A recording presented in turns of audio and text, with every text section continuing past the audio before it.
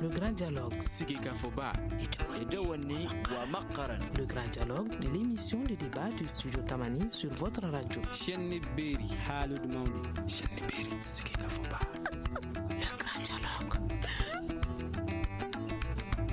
La radio, outil de dialogue, de paix et de tolérance, politique et religion sont-elles compatibles? Menaka, le retour des Fama Anderabukan après 7 ans, va-t-il changer quelque chose? Ce sont les principaux sujets du grand dialogue du Forum de la presse de ce soir et nos invités sont Makankone de la Nouvelle Libération, Jakari Diayossi de l'Espérance et Mohamed Ag Issa Feitan de la radio Adar de Menaka, tous journalistes. Je suis Mohamedou Touré. Mesdames et messieurs, bonsoir et bienvenue. Le Grand Dialogue. D'abord, nous allons parler de la journée de la radio, célébrée le 13 février. Et le thème cette année, c'était la radio, outil de dialogue, de paix et de tolérance. Makankone, plus de 400 radios au Mali. L'impact est-il positif ou négatif? Moi, je crois qu'il faut... d'abord, il faut toujours positiver un peu. Et ici au Mali, la radio est pratiquement associée à l'avènement même de la démocratie et tout. Et puis quand on parle de radio, on pense également à nos parents de la campagne. Chacun écoute sa radio. En tout cas, un outil de communication relativement très efficace. Bon, maintenant, pour ce qui concerne le nombre de radios et tout, je crois que ça c'est un autre débat, mais je me dis, on a aussi besoin, comme on dit souvent, on a gagné la bataille de la quantité. Aujourd'hui, c'est vrai qu'on a besoin aussi de la qualité. Cela dit, il faut quand même féliciter, encourager et saluer vraiment sérieusement tous les animateurs de radio, les journalistes et toutes les radios, c'est qu'elles font le travail qu'elles font dans le cadre de la sensibilisation déjà par rapport à la démocratie. Maintenant, pour le nombre, je crois qu'on peut en parler longuement. D'accord. Mohamed Ag Issa Feitan, vous êtes à Menaka, dans une zone qui est un peu en insécurité également. Il y a une radio là-bas sur place. Est-ce que l'impact de la radio est apprécié ou pas par les populations? Oui, d'abord, merci. Et je ne vais pas quand même répondre à ta question sans remercier Studio Tamani pour ce qu'il est en train de faire dans le cadre de la paix. Et remercier Dieu pour m'avoir mis aujourd'hui devant des éminents journalistes, comme vous connaissez, pour parler et poser sur cet aspect. Donc, si je comprends votre question, vous me demandez quel est l'apport de la radio pour mettre fin à la sécurité, peut-être amener la paix, n'est-ce pas, chez nous. Bien entendu, si je prends un exemple, il y a de cela une vingtaine d'années, pour faire venir quelqu'un à 15 km de Menaka, c'était une gymnastique à faire. Aujourd'hui, grâce aux médias qu'on a, on n'a pas besoin de prendre un rack ou bien de convoquer une réunion 3 jours avant. Il suffit seulement de passer de communiquer à la radio. Dans les environs à 70 km, 80 km, le lendemain, la personne est là. Ça, c'est un. Le deux, vous savez, chez nous, nous sommes dans un lieu en majorité analphabète. Les gens, il y a des choses qu'ils n'apprennent pas. Aujourd'hui, les radios sont en train d'abattre un travail extraordinaire parce qu'il y a des conflits inter- et intracommunautaires, il y a des petites crises un peu partout, il y a l'insécurité, il y a tout cela. Mais les journalistes, les amateurs que nous sommes là-bas, en tout cas, abattent tous les efforts 8 jours pour sensibiliser les gens par rapport au bien fondé, par exemple, de l'accord d'Alger, au bien fondé des différentes rencontres qui ont lieu dans ces cadres-là, pour essayer de ramener la confiance entre les gens, une confiance mise à rude épreuve après, bien entendu, cette crise.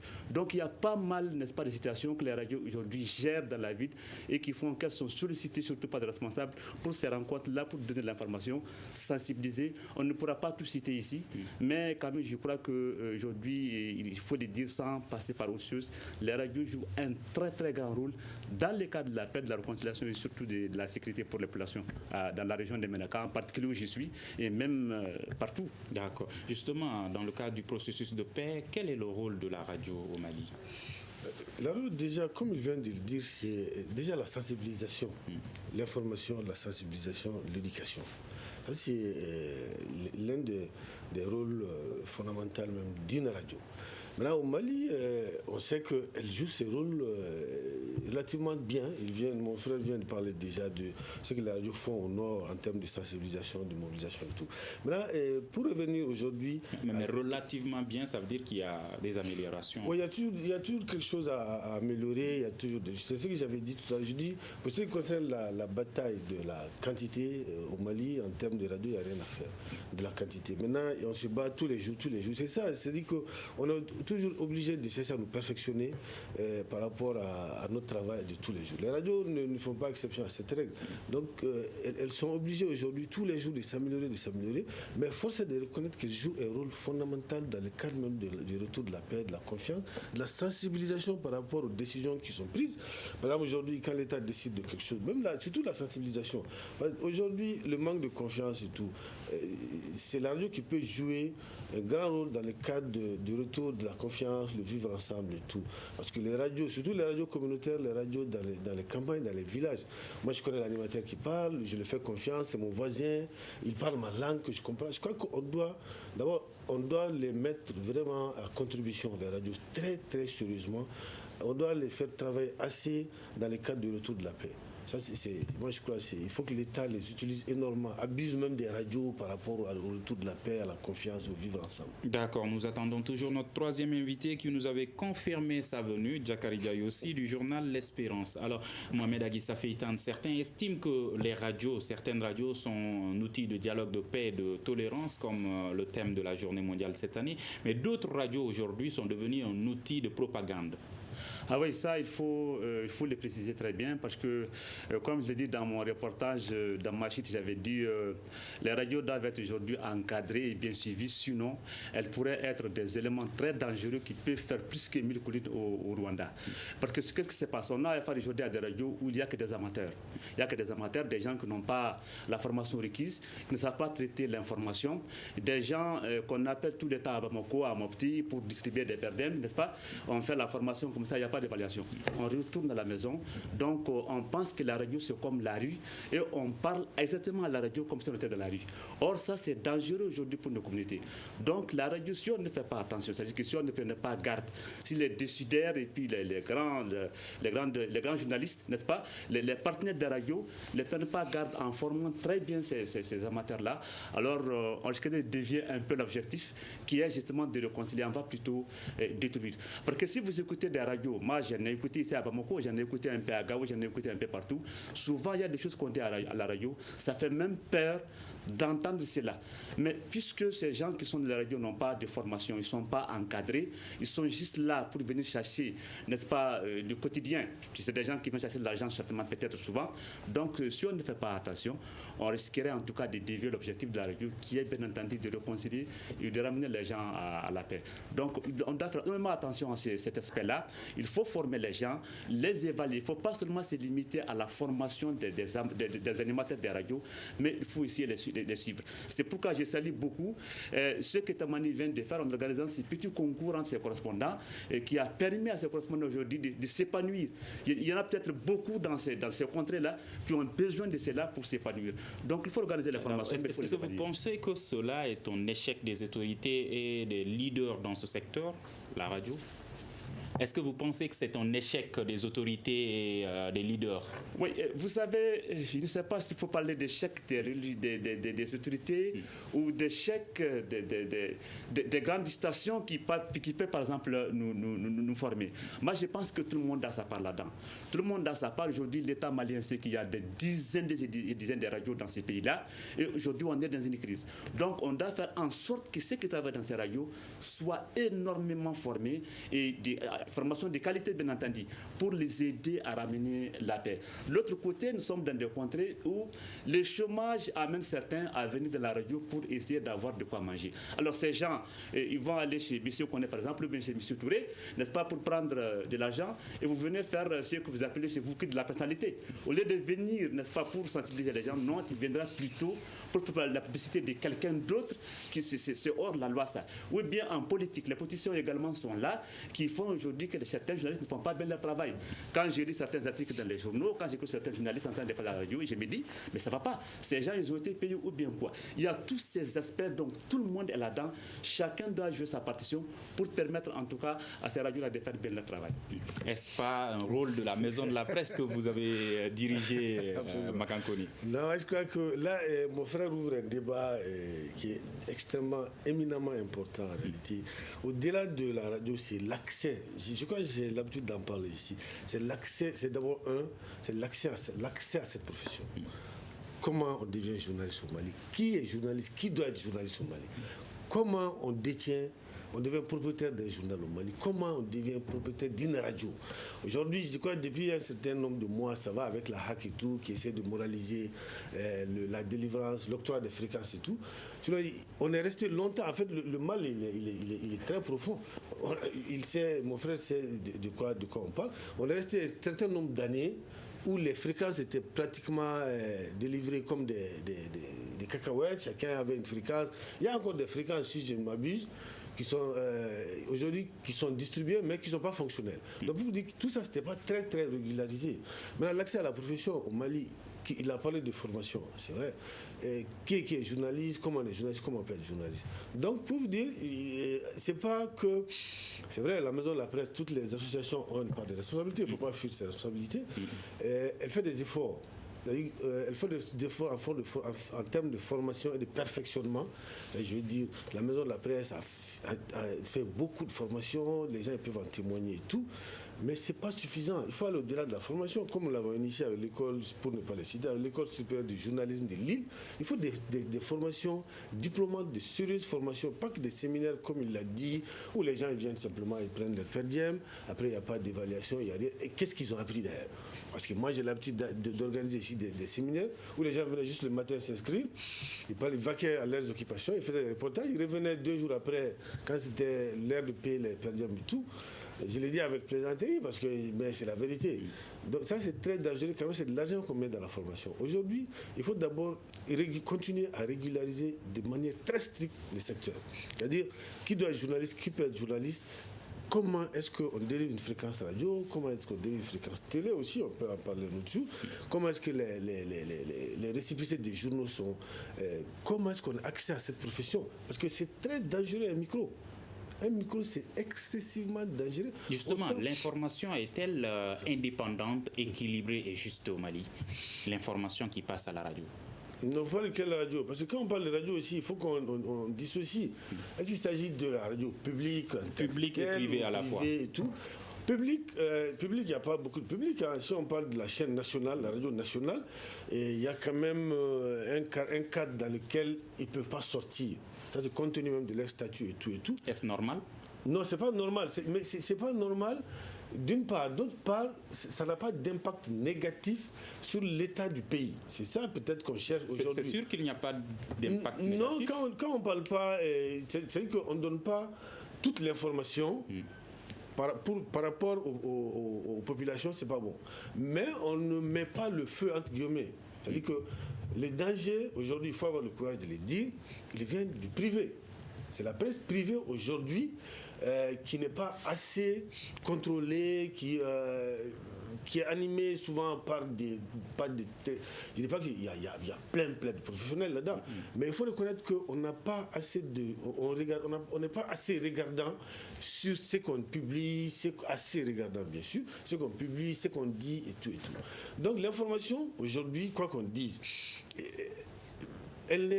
il y a même, à la limite, au-delà de ce qu'on dit en termes de non-professionnalisme et tout, on s'auto-censure un peu aussi. Il y a ça aussi. Donc tout ça, c'est dans le cadre un peu de la formation.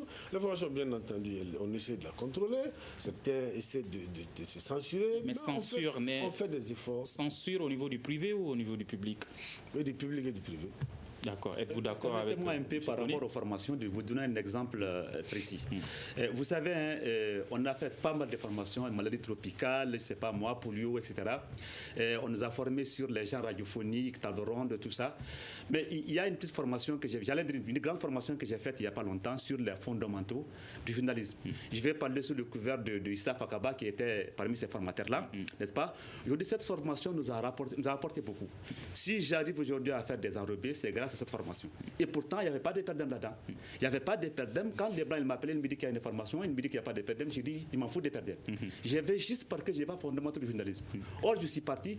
C'est que cette formation m'a rapporté aujourd'hui. Dieu seulement le sait. Il n'y a pas longtemps dans cette même salle, on nous a donné des trophées. C'est suffisant pour nous pour dire aujourd'hui qu'on est en train d'avancer grâce quand même à une formation. Mais durant les 20 ans que j'ai fait dans la radio, j'ai fait des formations et des formations. Je n'ai jamais vu une formation qui m'a rapporté plus que cette formation. Les gens radiophoniques. Allez-y d'aujourd'hui dans la radio, vous n'allez pas trouver, rarement dans la radio, vous trouverez quelqu'un qui puisse s'asseoir pour vous, par exemple, présenter la ronde, ou bien diriger un débat, ou bien faire une interview. Ça veut dire que ces formations se font juste, on appelle les gens pour donner les perdants, et puis c'est parti, on y va. Et après, il n'y a rien.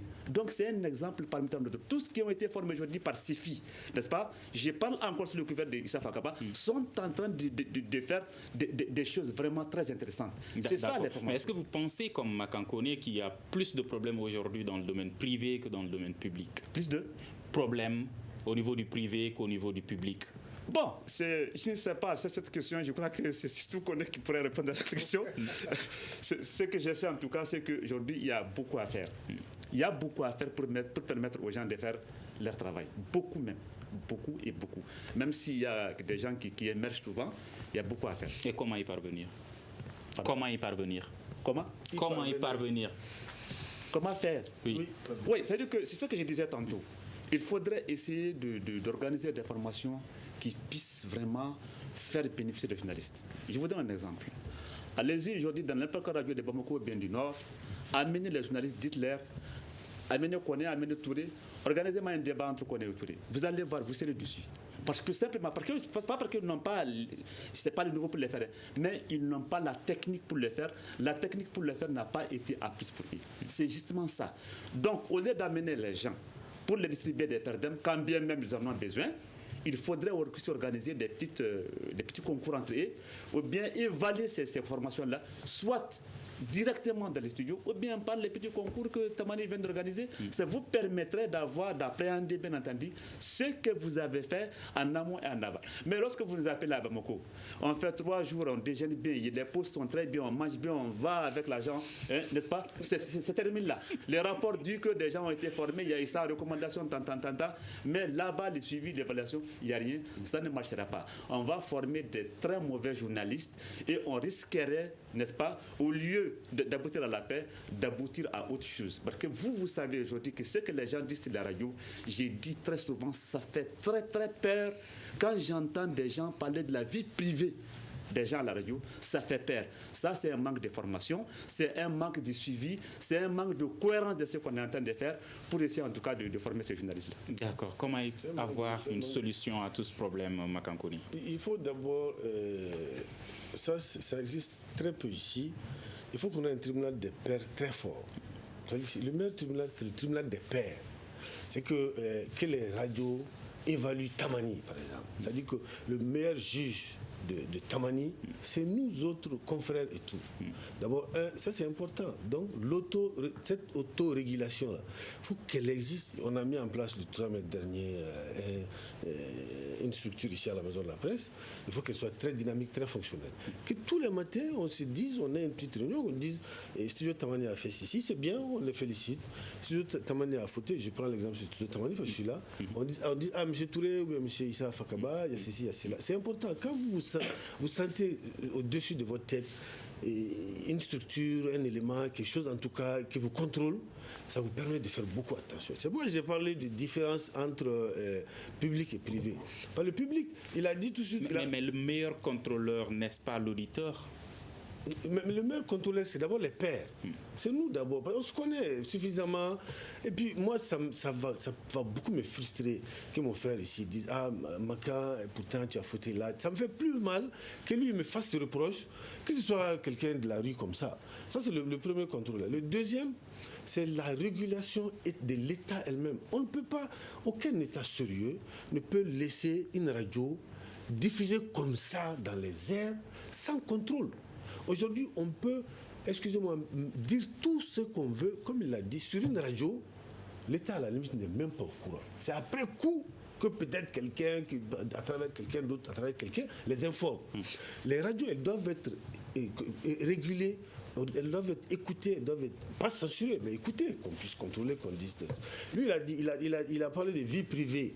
On n'attendra jamais ce genre de choses sur le public. Encore que le public, il est censuré, ils ne sont pas très, très indépendants. Le privé qui est indépendant est trop indépendant. C'est ça le problème. Le privé qui est indépendant est trop indépendant. Le public qui n'est pas, qui peut dire des choses, disons, n'est pas assez indépendant. Donc malheureusement. D'accord. Deuxième sujet de ce forum de la presse, politique et religion. Les deux sont-elles compatibles? Mohamed Agri et Safietan. Est-ce que politique et religion vont ensemble? Bien, question très difficile, mais j'ai tenté de répondre à ma manière. Je ne sais pas si politique et religion vont ensemble, mais j'ai dit dans certains pays, peut-être chez nous, politique et religion peuvent aller ensemble et les politiques et les religions ne peuvent pas aller ensemble. Je vous donne un exemple. Je ne vais pas aller par 4 chemins. Aujourd'hui, tout le monde sait que tous les hommes politiques, les grands hommes politiques qu'on a aujourd'hui à Bamako, ne font pas de la politique sans passer par les marabouts. Il faut aller voir les marabouts pour que les déductions. J'aimerais être député, j'aimerais être président, alors les marabouts vont se mettre au travail. Et on sait que c'est des gens très sollicités qui ont beaucoup de fidèles derrière eux, donc il faut aller chez eux pour essayer d'avoir du monde. Or, en faisant ça, c'est comme si on était obligé, venez en politique. Donc ça amène des problèmes. L'autre chose, c'est que je crois que dans la constitution malienne, je ne sais pas, il n'est pas interdit à éliger de faire de la politique. Ce n'est pas interdit. Nulle part, moi je ne sais pas. Je n'ai pas entendu un seul article de la constitution malienne qui dit aux marabouts ou bien aux religieux, ne faites pas de politique. Seulement, il faut la faire bien. N'est-ce pas? Donc aujourd'hui, pour moi, non seulement c'est possible, mais ce n'est pas possible si ça devient de l'extrémisme. Les fidèles aujourd'hui, c'est les plus nombreux. Vous avez vu ce qu'ils ont fait la fois dernière au stade du 26 mars. Moi, je n'étais pas là. Mais nous, quand on a vu ce monde-là, ça fait peur. Donc, un responsable politique qui n'a pas ce monde-là derrière lui aujourd'hui, je crois qu'il aura peur. C'est pourquoi aujourd'hui, ce sont les hommes politiques même qui poussent les religieux à faire de la politique, quand bien même ils ne sont pas obligés, ces hommes politiques religieux, de ne pas faire ou de faire. Ils sont obligés de faire si ça ne va pas. Parce qu'en tout cas, je crois que ce n'est pas interdit pour eux de le faire. Mais il faudrait le savoir faire pour ne pas prendre la politique comme la religion et faire des morts comme certains sont en train de le faire aujourd'hui au nom d'une religion qui ne dit pas. Donc c'est un peu ça. D'accord. Que pensez-vous de la situation? Moi, je crois que j'ai aussi donné un avis personnel. Moi, je crois que la politique, à la limite, c'est partout dans le monde. Disons, la religion accompagne la politique, comme des lignes perpendiculaires. Mais la religion ne vient pas dans le champ politique, comme on l'assiste ici chez nous. La religion n'intègre pas, n'investit pas le champ politique. Mais la religion accompagne le politique. Parce que la religion aussi, c'est la gestion de la cité. La politique, c'est la gestion de la cité. Les deux vont ensemble, mais il ne faudrait pas que l'un investisse le champ de l'autre. Comme c'est le cas ici chez nous, il faut avoir le courage de le dire. Mais ce qui s'est passé chez nous au Mali, c'est que les politiques ont abandonné le terrain que les religieux ont investi.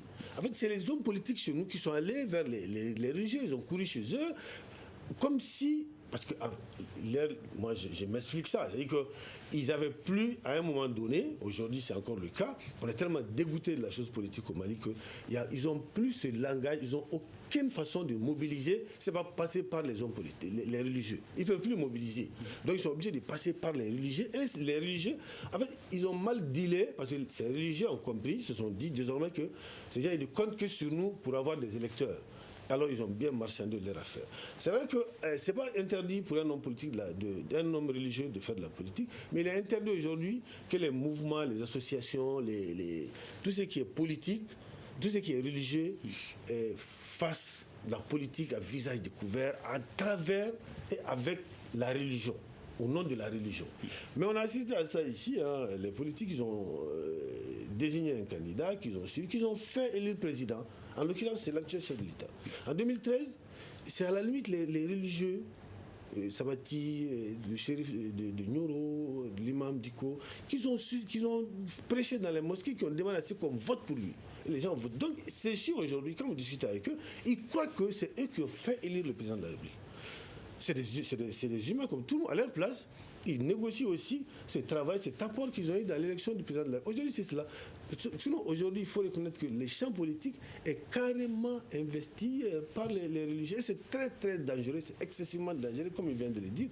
Parce que, surtout dans le cadre, dans le contexte actuel de notre pays, avec tout ce qu'il y a comme insécurité au nord, comme terrorisme et tout, si on ne fait pas attention, si au sud aussi, les religieux commencent à sortir la tête de l'eau, comme ils le font, ils ont l'habitude de le faire, Dieu nous en préserve, c'est dangereux. Rébellion? Ah bon, moi je crois que c'est quand même, c'est pas bon. Ça affaiblit l'État, ça affaiblit non seulement l'État, et puis ça donne l'impression qu'on n'est plus en démocratie, parce que ça ne donne pas l'impression. On va sortir du cadre démocratique normal, et personne ne sera libre. Et vous et moi, on ne pourra plus tenir ces débats régulièrement. Donc c'est dangereux. Il faut que l'État mette le holà dans cette affaire. Moi, je crois qu'il y a certains calculs qu'on est en train de faire. Il n'est pas dans l'intérêt des hommes politiques aujourd'hui et que, par exemple, les religieux aujourd'hui forment un parti politique. Prenez l'exemple. Si aujourd'hui on vous disait par hasard que Haïdara, Duko, etc. formaient un parti politique, alors ça va faire peur à des grands hommes politiques qui sont là. Non, la Constitution donc, non seulement il faut les cotiser, mais il faudrait faire également en sorte faire qu'ils ne viennent pas comme des politiciens, comme des partis politiques. Ils peuvent pas. Calcul, c'est ça. Ils peuvent pas. Constitutionnellement, c'est interdit. On ne peut pas créer un parti sur une base religieuse. La Constitution interdit ça. Mais s'ils le font en tant qu'hommes tout court, en tant que Maliens tout court, est-ce qu'ils peuvent le faire ou pas? Ah bien sûr, c'est que mais sauf qu'aujourd'hui c'est la région qui les colle à la peau. Sinon, si le parti aujourd'hui, si Haïdara veut créer un parti politique, a non connotation religieuse, c'est-à-dire qu'il est parti pour le développement et tout comme ça, la Constitution n'interdit pas. Donc pour vous dire même ça, c'est possible. Est-ce différent avec ce qu'on a vu par exemple comme le cas que vous avez cité en 2013, Sabati? Non, pas très différent, mais bon, c'est ce que je voulais dire. En fait, c'est que la Constitution elle est limitée. Elle dit simplement que c'est interdit de créer un parti politique sur une base à connotation religieuse, ethnique et tout. Mais donc, comme vous venez de le dire, les gens ils peuvent comme Sabati, mais Sabati, sauf que c'était pas un parti politique, c'était une association religieuse. Maintenant, un parti, les religieux peuvent créer un parti, mais détourné. C'est pas exclu. Faut-il craindre ça, un parti des religieux au Mali? Faut-il craindre un parti politique des religieux au Mali? Oui. Qu'est-ce que ça peut amener? Est-ce qu'il faut craindre cela? Avec ce que nous voyons aujourd'hui, je crois qu'il faut compter avec. C'est sûr et certain qu'avec ce qu'on voit, avec la déception que les gens ont aujourd'hui, parce que chacun se sent dessus, parce qu'il a voté pour quelqu'un, il n'a pas fait son travail, ou bien sa localité a été négligée, ou bien l'islam a été, d'une certaine façon, n'est-ce pas, transgressé. Je crois qu'il faudrait s'attendre dans les années à venir à une création des partis politiques. Il s'agirait de savoir maintenant comment il faudrait s'y mettre et comment ça va se faire. Parce que tout le temps, on veut empêcher cela. On veut empêcher cela quand bien même ce n'est pas la Constitution qui le dit. Mais on veut l'empêcher. Mais je sais qu'avec ce qu'on voit aujourd'hui, avec la pression que les musulmans sont en train de faire, les religieux sont en train de faire, c'est sûr certain que dans les années à venir, on risquerait d'avoir un parti islamique. Maintenant, on n'en connaît pas les conséquences. Quelles peuvent être les conséquences? Les conséquences, c'est l'islamisation du pays, c'est la charia. C'est très simple, hein? Puis tout le monde est au courant de ça. Un parti islamique qui vient au pouvoir, c'est la charia, c'est la démocratie qui va à volo, c'est les droits qui sont tous les droits fondamentaux qui sont violés, tout quoi. C'est tout. C'est l'islam, c'est la charia, c'est la constitution, c'est le Coran. C'est un parti islamique. Alors comme solution aujourd'hui, faut-il séparer les deux? Les deux ne devaient même pas être liés en fait. Donc il faut obligatoirement les séparer. Mais ça c'est un rôle. Il faut qu'on ait déjà un État très fort.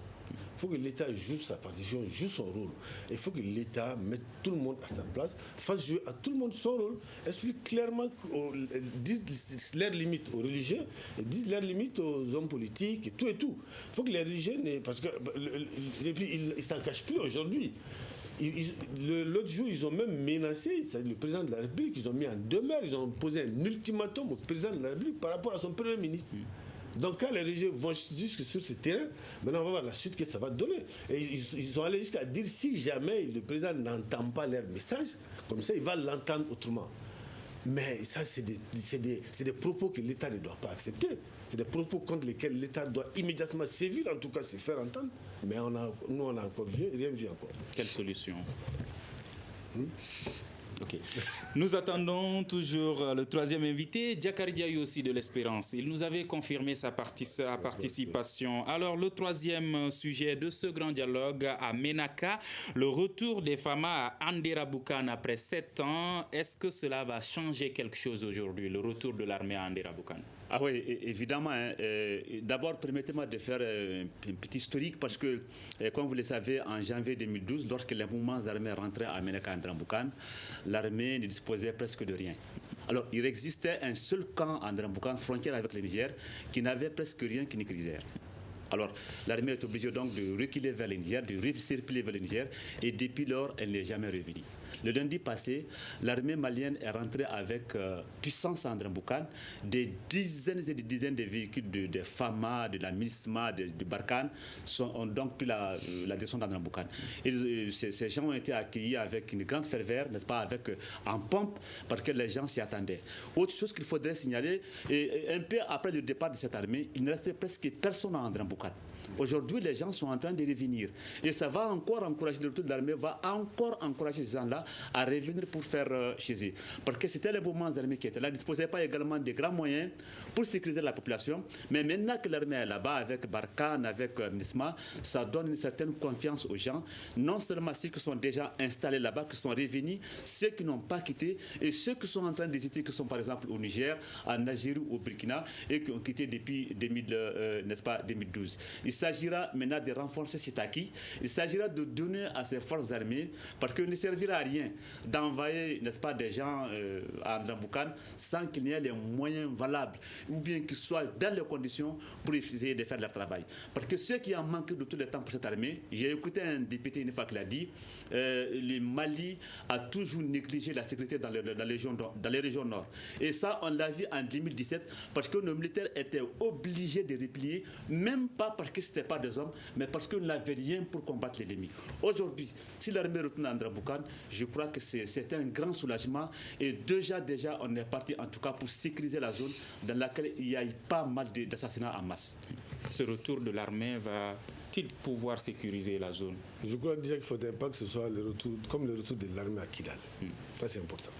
Ça ne sert à rien, il a touché un mot qui est important. Ça ne sert à rien d'envoyer 1000, 10 000, quel que soit le nombre de militaires à Ménaka et les parquer, les faire contrôler par la MINUSMA, Barkhane et tout, s'ils ne sont pas libres de leur mouvement, s'ils ne peuvent pas sécuriser le territoire malien.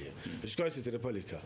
Et moi, je crois que c'est très salutaire, cela. C'est d'abord encourageant, d'abord parce que nous, ici, déjà, au sud, ça nous renforce, ça nous rassure par rapport au nord, où nous avons aussi des parents là-bas, c'est des Maliens comme tout le monde. C'est bien déjà qu'on sache que cette partie Anderaboukan, qui est vraiment une ville qui commence à devenir une ville martyre avec l'assassinat de ses élus et tout, si aujourd'hui l'armée est à Ménaka, je crois que c'est, disons, à Anderaboukan, je crois que c'est une excellente chose. Ça compte, c'est une victoire de plus, c'est encore un territoire, une souveraineté acquise de plus. Ça, il faut saluer cela. Il faut saluer aussi tous ceux qui ont contribué à l'arrivée de l'armée et à cela. Mais je crois que c'est important déjà pour la paix, pour la population. Ça rassure les Maliens. Quelle est la il y a un aspect très important qu'il faudrait ajouter. Comme vous le savez, l'administration aujourd'hui n'est pas à Ménaka. L'administration n'est pas à Ménaka. Tous les préfets se trouvent avec le gouverneur dans la ville de Ménaka. Or, Anderaboukan est à 95 km. Aujourd'hui, lorsqu'on a posé la question au gouverneur en début d'année, est-ce que l'armée va rejoindre Anderaboukan, ils avaient dit que l'État était en train de travailler à faire en sorte que l'armée rentre en Anderaboukan, ne serait-ce que pour permettre à l'administration de s'installer finalement. Le préfet aujourd'hui il est à Ménaka, mais dans les jours à venir, certainement, il va aller s'installer à Anderaboukan. parce que l'armée malienne est là, les autres services vont reprendre, et, n'est-ce pas, et les gens vont bénéficier, n'est-ce pas, des activités des services sociaux de base, et puis la vie va prendre son cours. Donc ce serait très très important aujourd'hui que l'armée rejoigne Andra-Boukane, mais je l'ai dit, je le répète, il faudrait vraiment y mettre les moyens pour permettre de bien sécuriser, parce que c'est des zones très très très stériles, c'est des zones où tout peut arriver, parce que les armes circulent comme des chocolats, comme des pains. Donc on n'est pas d'abord dans la phase véritablement de DDR. Il faut seulement donner les moyens pour permettre à l'administration de retourner et faire vraiment son travail. Quelle est la réaction des groupes armés par rapport à ce retour de l'armée? Bon, bien entendu, les groupes armés ont longtemps, en tout cas à Ménaka, tous les groupes armés ont souhaité que l'État fasse son travail dans le cadre de l'accord, n'est-ce pas, en accélérant les DDR. Or, dans cette série d'actions, il y a justement le retour de l'armée, n'est-ce pas, à Andra-Boukane.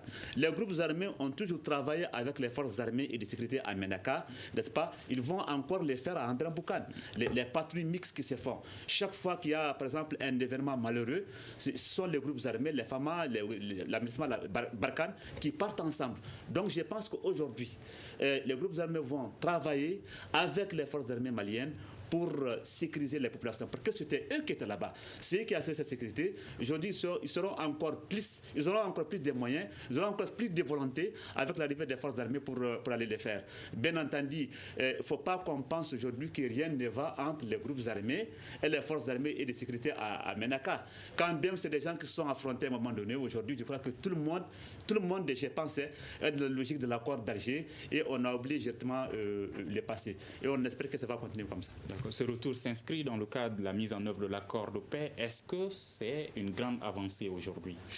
Absolument. Et tout ce qu'on peut mettre dans le cadre de la mise en œuvre de l'accord et tout est à saluer. Moi, je crois, pour ce qui concerne, pour répondre un peu à une de vos questions précédentes qui ne m'a pas été posée, c'est vrai, c'est le rôle des groupes armés. Je crois qu'il faut saluer le rôle d'un de ces ex-groupes, c'est le MSA, de Moussa Al-Sharatman. C'est une dissidence de la SEMA, mais qui contribue beaucoup à aider l'État, qui aide beaucoup l'État. Mon frère en sait quelque chose, il peut le confirmer, qui aide beaucoup l'État dans le cadre du retour de la République, du pays, des autorités, et qui a beaucoup travaillé dans le cadre du retour de l'armée à Andra-Boukane et tout.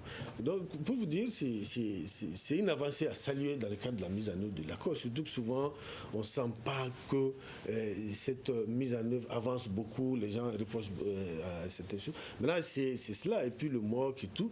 Tout ce qui concerne le retour de l'armée au nord et qui concerne la présence de l'État, moi je crois que c'est quelque chose à saluer, c'est bon déjà même pour l'image du pays, pour l'image de la mise en œuvre de l'accord. D'accord. Ce retour rassure-t-il les populations? Est-ce que les populations sont rassurées par ce retour de l'armée? Est-ce que les populations sont rassurées par ce retour de l'armée à Ménaka? Ah oui, ça c'est évident. Les populations sont vraiment rassurées, parce que je vous dis, quand nous on a appelé Andra-Boukane pour demander comment les populations ont accueilli justement les FAMA, on a demandé là-bas à un confrère, on nous a dit que les gens étaient là-bas parce qu'ils sont partis le matin, ils sont arrivés tard dans la soirée. Mais les gens étaient là pour les attendre. Et les gens ont même commencé à s'organiser pour essayer de voir comment il faudrait les aider à s'installer, parce que c'est un camp qui est délabré. Même en 2012, c'est un camp qui est délabré, les logements, ça n'existait presque pas. Même à Ménaka aujourd'hui, les formations, et c'est ce qui est malheureux, n'est-ce pas? Si vous voyez le logement de ces hommes-là, vous allez vous demander de quelles conditions ils sont en train de travailler. Donc les populations vont les aider à s'installer, parce que les populations savent que si l'armée est là-bas, elles sont rassurées et que la violence va diminuer, même si ce n'est pas possible en tout cas, elle va diminuer, elles seront en tout cas en sécurité au moins dans la ville.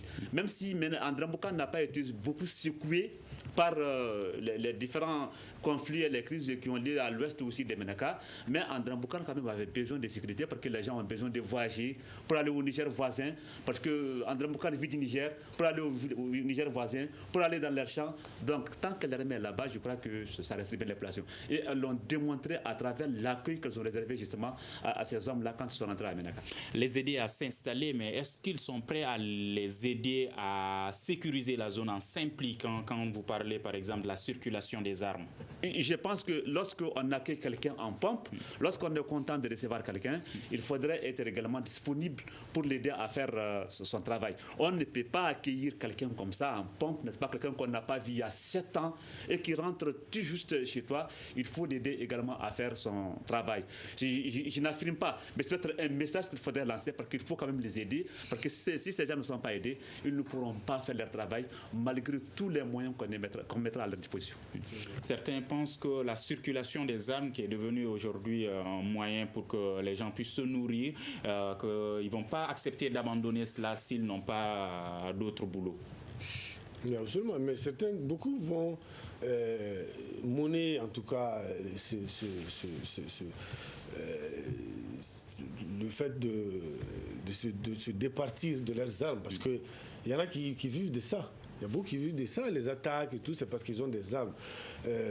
Donc c'est maintenant, mais c'est à l'État, c'est aux partenaires comme la MINUSMA, dans le cas du DDR et tout, de bien motiver les gens, de les sensibiliser, à ramener les armes, d'expliquer qu'on ne détient pas une arme comme ça, il y a une autorisation.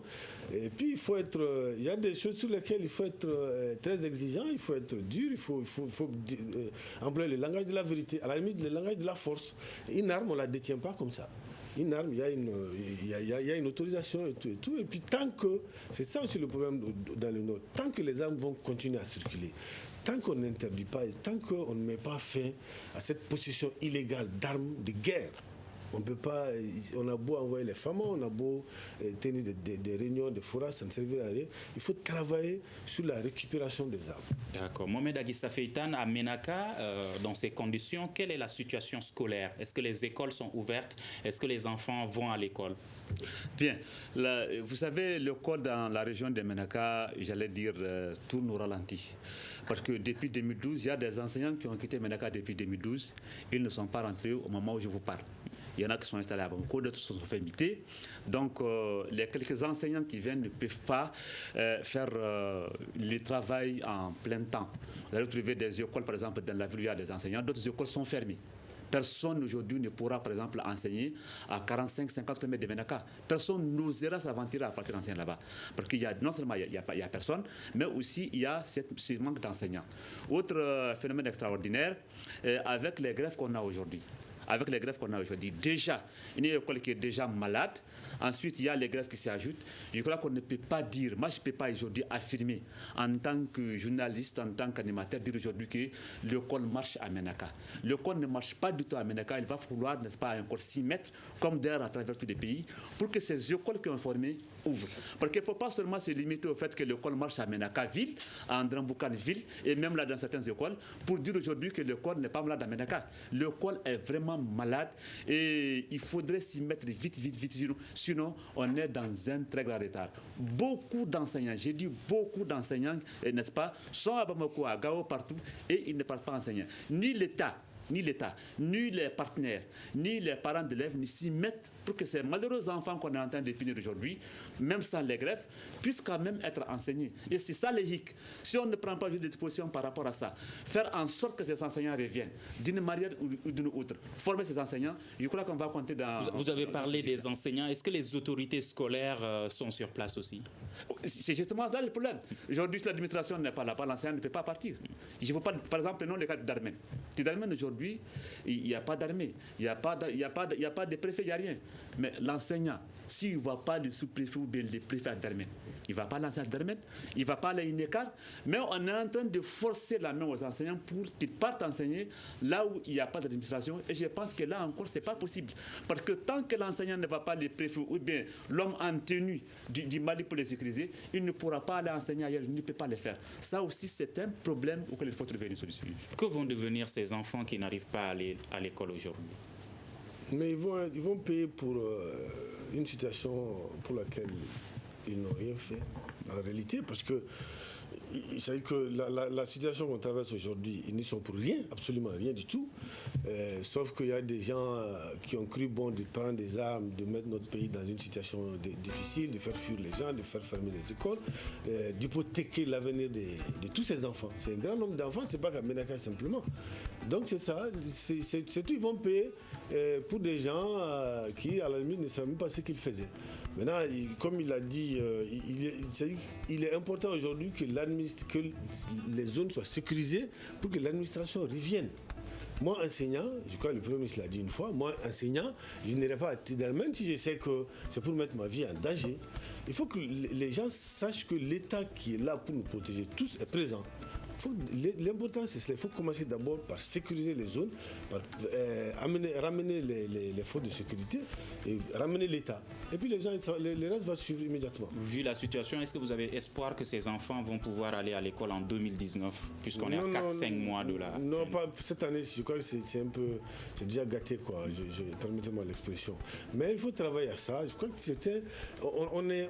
la situation s'est relativement améliorée depuis il y a 1 an ou 2.